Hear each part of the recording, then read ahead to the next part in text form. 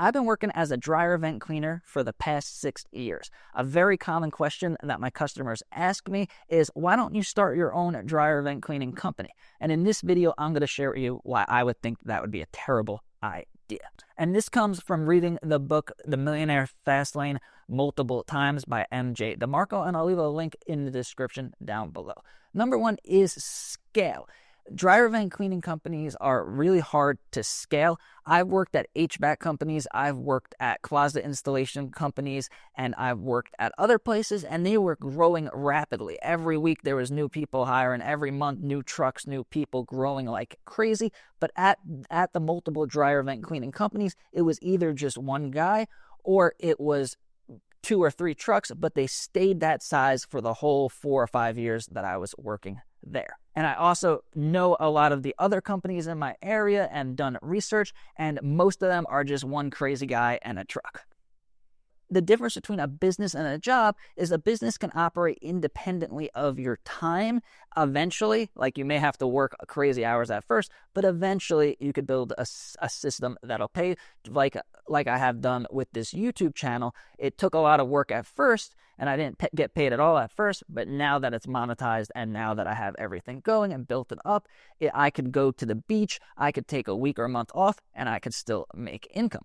Next is it's more expensive than you think. It may seem like a really low barrier of entry. So every tool, including the ladders in my truck, were about $1,000 to $2,000. You just need a truck, some ladders and tools, and you're in business. But then you also have to get the jobs, which could be incredibly expensive. Some places that I worked for did old school magazine coupon marketing.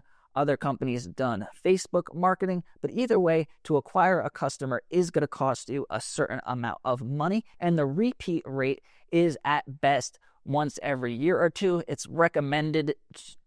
At the places I worked out, I was told to recommend that people need to get their dryer vent cleaned every single year, but what I've seen working in the field is maybe they could have waited a little longer or whatever, so your job as an owner of a dryer vent cleaning company is convince people that they need it done every single year and then have them call. And then the best case scenario is you have a customer every single year.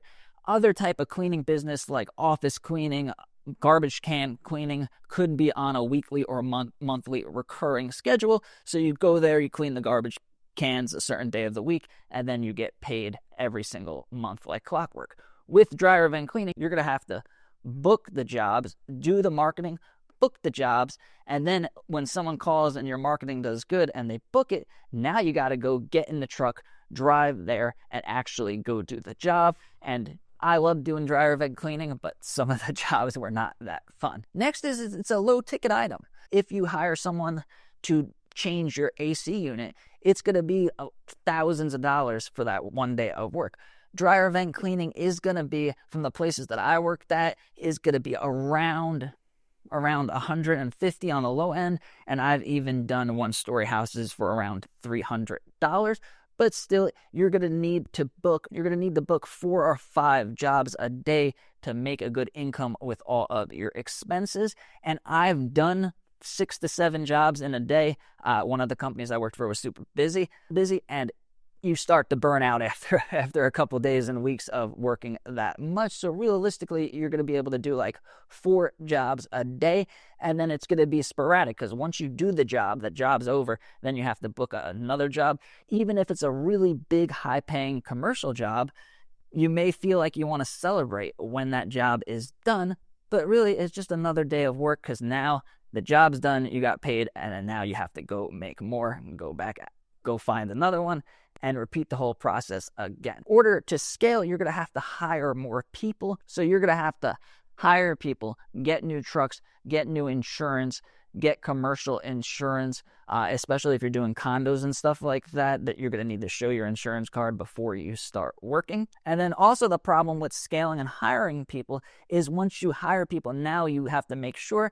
that you have steady work from them if you hired a full-time employee. So every place that I worked at doing dryer vent cleaning, most days were good where it was a full day, but there would be days where I'd be off Monday and Tuesday in the middle of the week, or my first job wouldn't start till 11 o'clock in the afternoon, and it would completely kill my day. So as a job, dryer vent cleaning, it isn't that good. And in my opinion, I would choose other businesses. There's nothing wrong with doing physical brick and mortar service work, but there's other more recurring, more higher profit, more consistent work in other industries.